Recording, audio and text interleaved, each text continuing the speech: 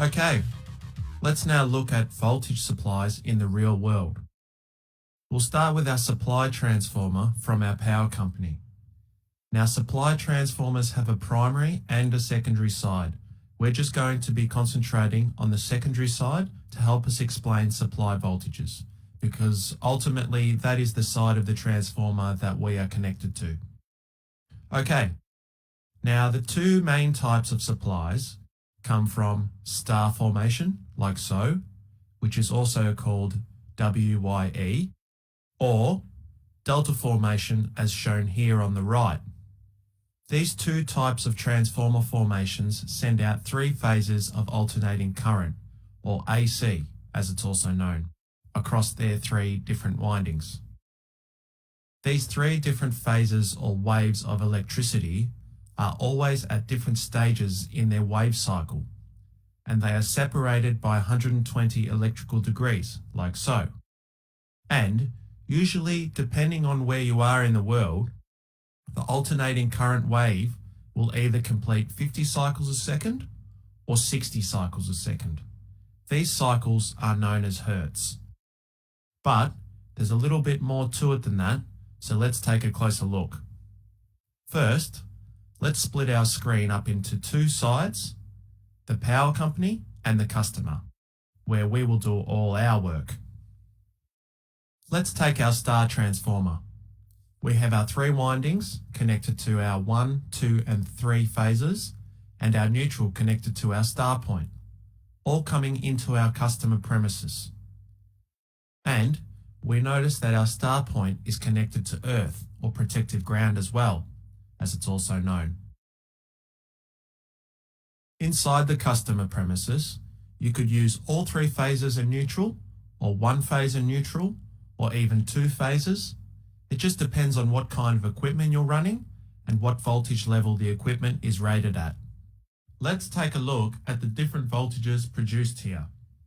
Say that in this supply transformer, the voltage between any single phase and neutral is 230 volts AC. Let's take a look. 230 volts between phase 1 and neutral, 230 volts between phase 2 and neutral, and 230 volts between phase 3 and neutral. Now, we know the voltage between any phase and neutral. What's the voltage between a phase and any other phase? Well, as a rule, that will be root 3 times our phase to neutral voltage, also known as our single phase voltage. Sounds a bit complex? It's all good, it's not really. Let's take a look. 400 volts between phase 1 and 2, 400 volts between phase 2 and 3, and 400 volts between phase 1 and 3.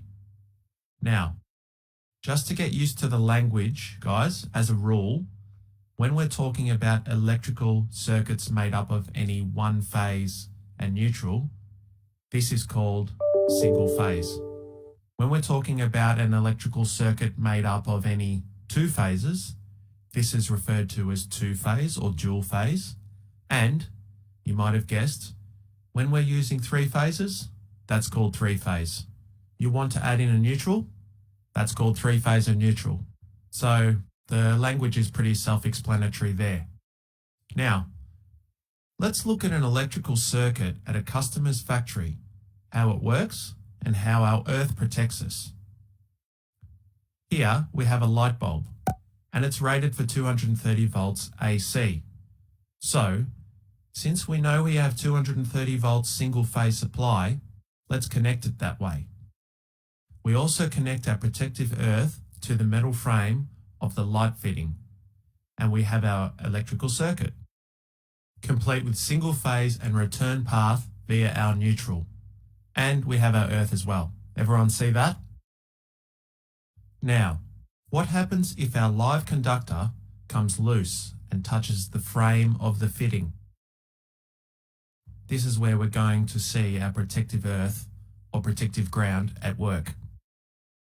If our live conductor comes loose and touches the frame of our light fitting, now our current path flows through the frame of the fitting, down our earth conductor to our bonding conductor at our switchboard and back through our neutral to our star point at the power transformer to complete the circuit.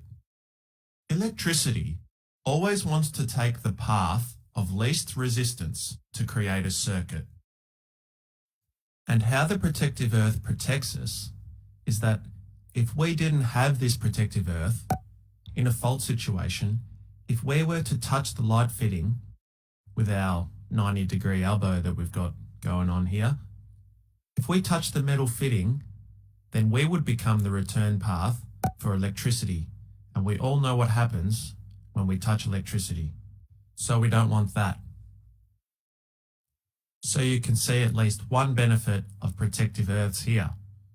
Now, this principle also works if, say, we connect a three-phase motor to our electrical supply as well. Let's take a look. Here's our three-phase electric motor connected with our earth on the frame, and whoops, we have a fault. And our return path becomes our earth, like so. Now, in a real-world setting, you would have protection on the conductors in the installation like so. And remember, electricity wants to take the path of least resistance. So, as earth loop provides very little resistance to the electricity, remember we learned about resistance in our first lesson, low resistance equals high current. This will cause a large current to go through the protective fuse. The fuse will blow and cut the voltage to the motor, saving the installation and possibly anyone standing close by. Okay everyone, well done. I trust you took plenty of notes. In our next lesson, we're going to look at another type of supply transformer and introduce a new type of voltage as well. So I'll catch you then. Cheers!